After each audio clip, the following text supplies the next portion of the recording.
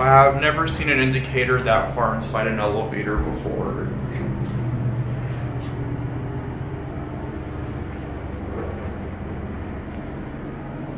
One.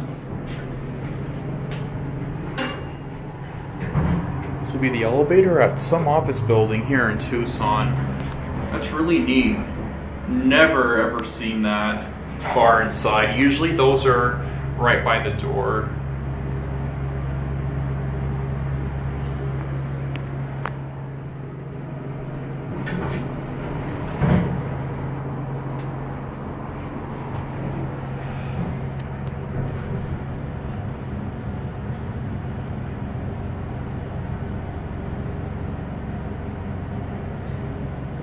One.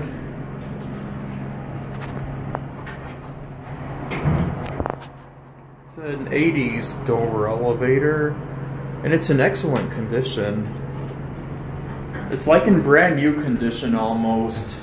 It like has almost no problems. We're gonna get off at 2.